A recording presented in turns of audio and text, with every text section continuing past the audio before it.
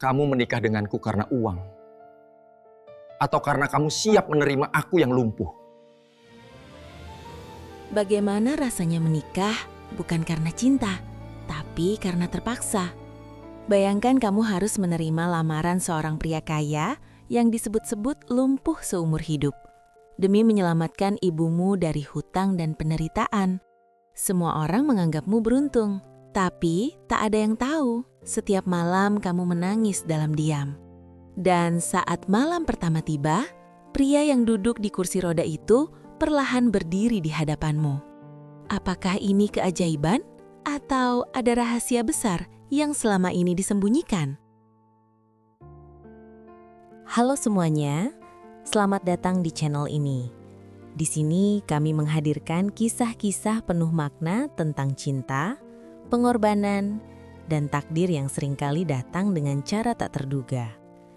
Cerita hari ini bukan hanya tentang pernikahan, tapi tentang hati yang terluka dan perlahan belajar menerima. Sebelum kita masuk ke kisahnya, dukung channel ini dengan klik subscribe, like, dan bagikan video ini ke orang tersayang kalian. Dukungan kalian membantu kami terus menghadirkan cerita yang menyentuh hati. Namanya Aluna. Gadis berusia 22 tahun yang sejak kecil terbiasa hidup dalam kesederhanaan. Ayahnya telah lama meninggal, meninggalkan ia dan ibunya dalam rumah kecil berdinding papan di pinggir desa. Sejak saat itu, Aluna menjadi tulang punggung keluarga. Ia bekerja apa saja, menjahit pakaian tetangga, membantu di warung, bahkan pernah menjadi buruh cuci. Semua ia lakukan demi satu hal, ibunya. Namun, hidup seakan tak pernah benar-benar berpihak. Penyakit jantung yang diderita ibunya semakin parah. Biaya pengobatan menumpuk. Hutang kepada tetangga dan koperasi desa kian membesar. Setiap malam, Aluna sering terbangun karena mendengar batuk ibunya yang tertahan. Dan saat itulah ia menangis dalam diam, merasa gagal menjadi anak yang mampu memberi kehidupan lebih baik. Hingga suatu sore, sebuah mobil hitam mewah berhenti di depan rumahnya. Warga sekitar berbisik-bisik penasaran. Dari dalam mobil itu turun seorang pria muda dengan pakaian rapi. Didorong menggunakan kursi roda oleh asistennya. Namanya Arka. Arka dikenal sebagai pengusaha sukses di kota. Kaya raya, memiliki banyak perusahaan, namun mengalami kelumpuhan akibat kecelakaan 5 tahun lalu. Tak ada yang menyangka kedatangannya ke desa kecil itu untuk melamar Aluna. Lamaran itu seperti petir di siang bolong. Aluna bahkan hampir tak mengenalnya. Mereka hanya pernah bertemu sekali saat Arka melakukan kegiatan sosial di desa tersebut. Namun, keluarga Arka datang dengan keseriusan. Mereka bersedia melunasi seluruh hutang Aluna dan membiayai pengobatan ibunya hingga sembuh. Malam itu, ibunya menggenggam tangan Aluna dengan mata berkaca-kaca. "Nak, ibu tidak ingin kamu menderita. Ini mungkin jalan terbaik." Hati Aluna hancur. Ia tahu ini bukan tentang cinta. Ini tentang pengorbanan, tentang memilih antara kebahagiaan pribadi atau keselamatan orang tua. Berhari-hari ia menimbang, menangis sendirian di belakang rumah. Bertanya pada Tuhan apakah ini takdir atau ujian. Akhirnya dengan hati yang terasa kosong, ia menerima lamaran itu. Hari pernikahan pun tiba. Gaun putih membalut tubuhnya dengan indah. Wajahnya dirias sempurna. Semua tamu memuji keberuntungannya, bisa menikah dengan pria sekaya Arka. Mereka berkata hidupnya akan penuh kemewahan. Namun tak seorang pun melihat jemarinya yang dingin gemetar. Tak ada yang tahu, di balik senyum pengantin itu, hatinya sedang berduka. Saat ijab kabul terucap, air mata jatuh di pipinya. Bukan karena bahagia, melainkan karena ia tahu sejak hari itu hidupnya tak lagi sama.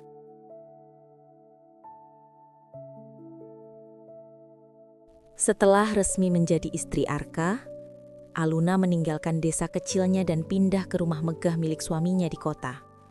Rumah itu lebih pantas disebut istana. Berlantai marmer mengkilap, lampu kristal menggantung tinggi, dan taman luas yang tertata sempurna. Setiap sudut memancarkan kemewahan yang belum pernah ia bayangkan sebelumnya. Namun entah mengapa, di tengah semua kemewahan itu, Aluna justru merasa kecil dan sendirian. Para pelayan menyambutnya dengan hormat. Mereka memanggilnya Nyonya dengan suara lembut dan tunduk sopan.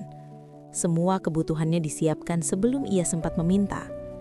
Lemari pakaiannya penuh dengan gaun mahal. Meja makannya selalu terhidang makanan terbaik. Tapi tak ada satupun yang mampu menghangatkan hatinya. Malam pertama di rumah itu, ia duduk di tepi ranjang besar dengan ukiran mewah, memandangi ruangan luas yang terasa asing. Ia merindukan suara jangkrik di desa, aroma kayu dari rumah lamanya, dan pelukan ibunya sebelum tidur. Arka memperlakukannya dengan sangat baik, terlalu baik bahkan. Ia tak pernah menuntut apapun. Ia berbicara dengan tenang, menjaga jarak, seolah takut membuat Aluna merasa tidak nyaman. "Apa kamu butuh sesuatu?" tanya Arka suatu malam. Suaranya lembut. Aluna hanya menggeleng. Ia bingung harus bersikap bagaimana. Di satu sisi, ia bersyukur Arka bukan pria kasar seperti yang sering ia dengar dari cerita orang. Namun di sisi lain, kebaikan itu justru membuatnya merasa bersalah. Ia sadar pernikahan ini tidak ia jalani dengan sepenuh hati. Setiap pagi, Arka menjalani aktivitasnya dari ruang kerja khusus yang telah disesuaikan dengan kursi rodanya. Ia tetap memimpin perusahaan lewat rapat daring dan pertemuan bisnis di rumah. Meski duduk di kursi roda, wibawanya tetap terpancar. Semua orang menghormatinya. Aluna sering memperhatikan dari kejauhan. Ia melihat bagaimana Arka berusaha terlihat kuat, meski terkadang raut wajahnya menyiratkan kelelahan yang dalam. Suatu sore, saat hujan turun deras, listrik sempat padam beberapa detik. Dalam gelap itu, Aluna mendengar suara kursi roda Arka bergerak pelan di lorong. Ia berdiri terpaku, tiba-tiba merasa takut.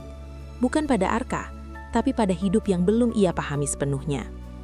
Rumah sebesar ini, pikirnya, seharusnya terasa hangat. Namun yang ia rasakan hanyalah kesunyian yang menggema di dinding-dinding tinggi. Ia mulai bertanya dalam hati, apakah ini takdirku? Hidup nyaman tapi tanpa cinta. Di kamar yang luas itu, Aluna sering menatap langit-langit sebelum tidur.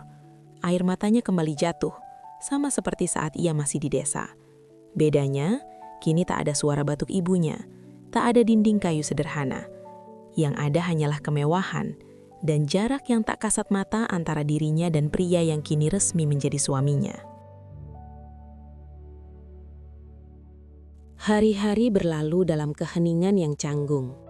Aluna mulai terbiasa dengan rutinitas rumah besar itu. Tapi hatinya tetap terasa seperti tamu yang tak diundang. Ia menjalankan perannya sebagai istri dengan baik, menemani Arka saat makan, duduk di sampingnya ketika ia menerima tamu penting, dan sesekali mendorong kursi rodanya di taman saat sore tiba. Namun ada satu hal yang selalu mengganjal pikirannya. Tatapan Arka. Tatapan itu bukan tatapan iba, bukan pula tatapan terpaksa. Ada sesuatu yang lebih dalam, seolah menyimpan cerita yang belum terungkap. Malam itu hujan turun perlahan, mengetuk kaca jendela kamar mereka. Udara terasa dingin. Aluna duduk di depan meja rias, melepaskan antingnya dengan tangan gemetar. Ia tahu malam itu adalah malam pertama mereka sebagai suami istri dalam arti yang sesungguhnya. Jantungnya berdetak cepat. Bukan karena cinta, tapi karena takut. Takut menghadapi kenyataan. Takut menjalani peran yang belum siap ia terima. Arka masuk ke kamar dengan kursi rodanya. Berhenti beberapa langkah dari tempat tidur. Ia memandang Aluna lama, lalu menghela napas pelan. "Aluna," ucapnya lembut. "Aku tahu, kamu menikah denganku bukan karena cinta." Kalimat itu seperti pisau yang menusuk tepat di dada. Aluna menunduk. Bibirnya bergetar, tapi tak ada kata yang keluar. "Aku tidak ingin malam ini menjadi beban untukmu." Aku tidak ingin menyentuhmu jika hatimu belum menerimaku. Aluna tertegun.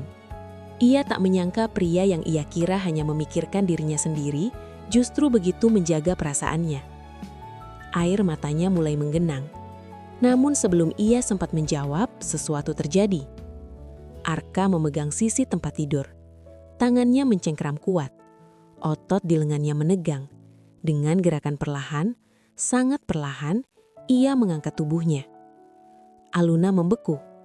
Kursi roda itu bergeser sedikit ke belakang. Arka berdiri.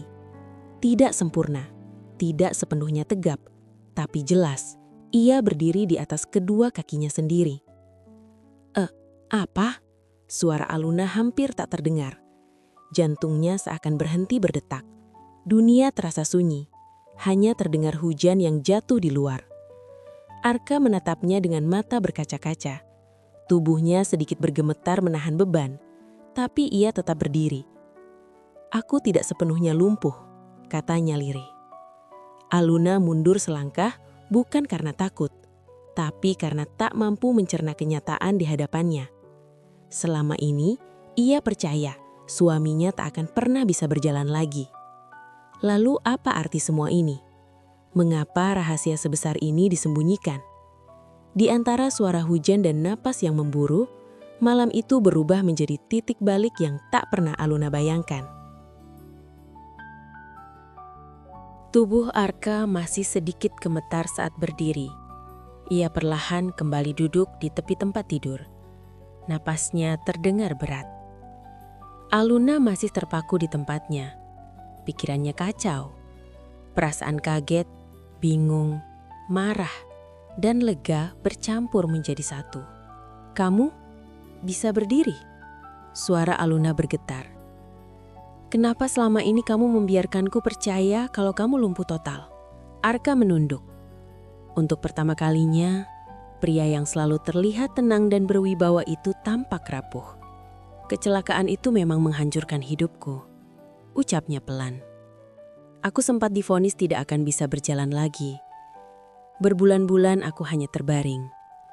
Semua orang mengasihaniku. Investor pergi. Teman-teman menjauh.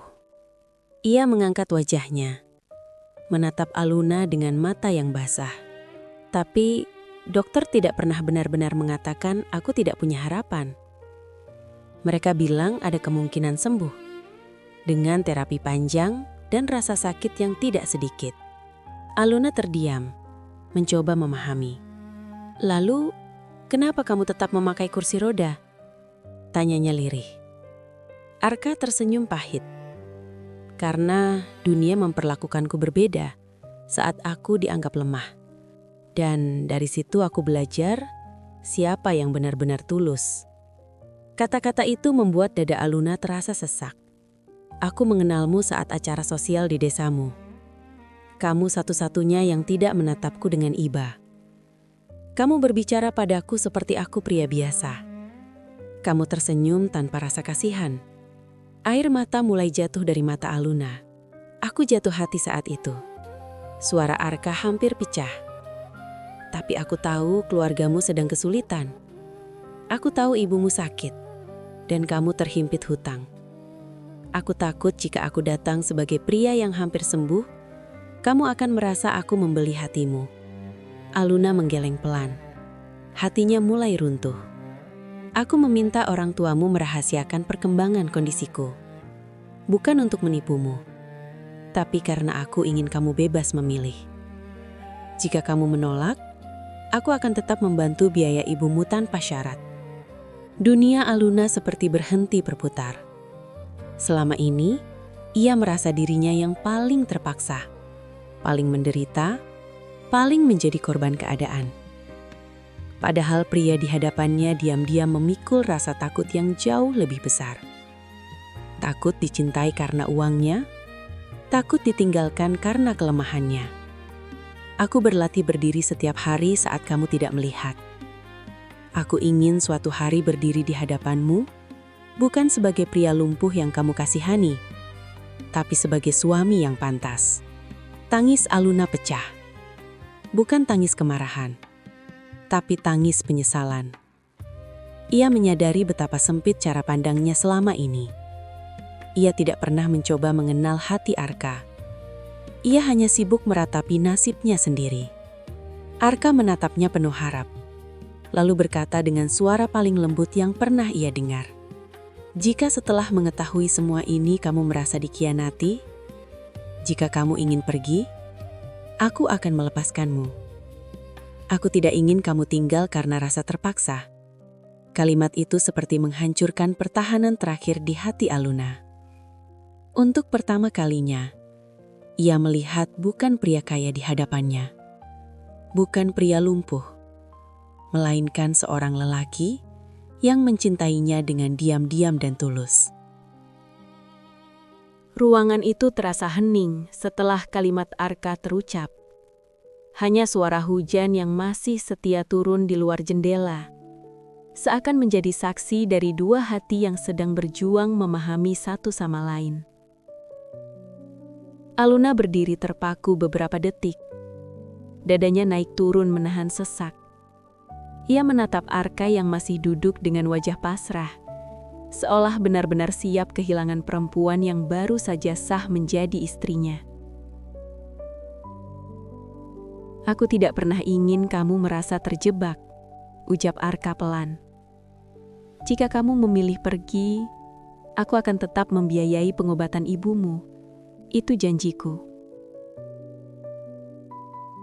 Kalimat itu justru membuat air mata Aluna jatuh semakin deras. Selama ini ia berpikir dirinya adalah korban keadaan. Ia merasa hidup memaksanya menikah tanpa cinta. Namun kini ia menyadari sesuatu yang menyakitkan. Ia tidak pernah benar-benar mencoba melihat hati pria di hadapannya. Tanpa berkata apa-apa, Aluna melangkah mendekat. Setiap langkah terasa berat, namun juga penuh kepastian. Ia berhenti tepat di depan Arka. Kenapa kamu tidak pernah jujur dari awal?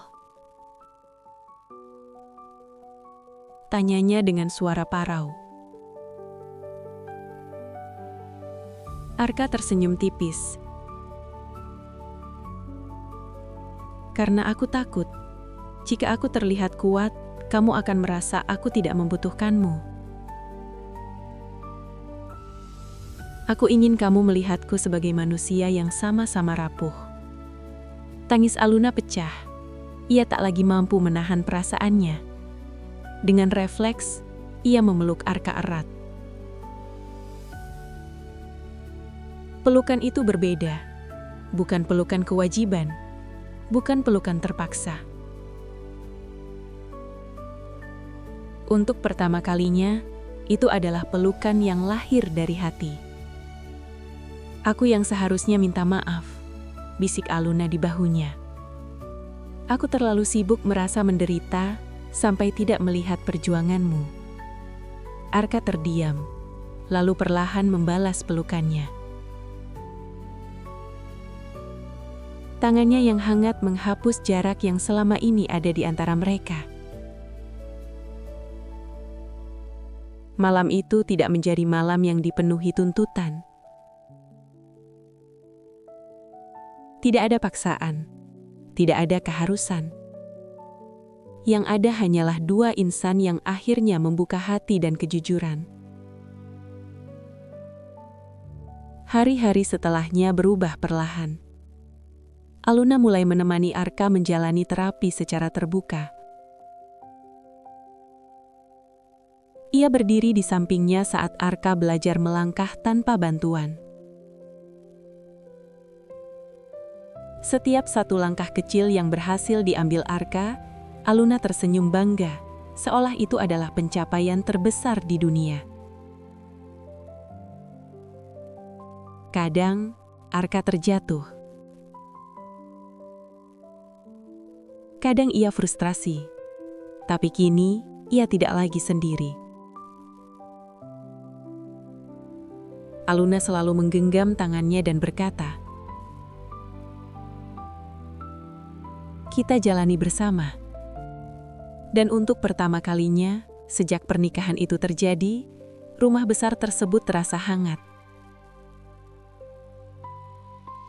Bukan karena lampu kristal atau kemewahan yang mengelilinginya, tapi karena tawa kecil yang mulai sering terdengar. Karena percakapan jujur yang mengisi ruang makan. Karena doa yang mereka panjatkan berdampingan setiap malam.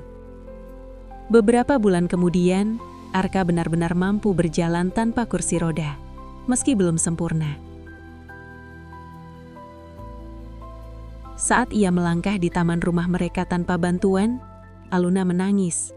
Kali ini bukan karena sedih, melainkan karena bangga.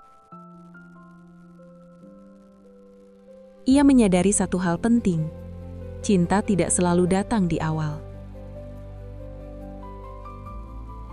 Kadang cinta tumbuh setelah kita berani memahami. Dan pernikahan yang dulu ia jalani dengan terpaksa, kini berubah menjadi tempat paling aman bagi hatinya.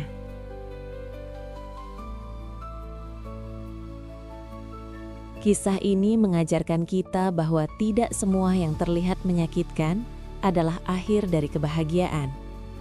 Terkadang, hidup membawa kita ke situasi yang tidak kita inginkan, bukan untuk menghukum, tetapi untuk mempertemukan kita dengan pelajaran tentang ketulusan, kesabaran, dan cara mencintai dengan benar.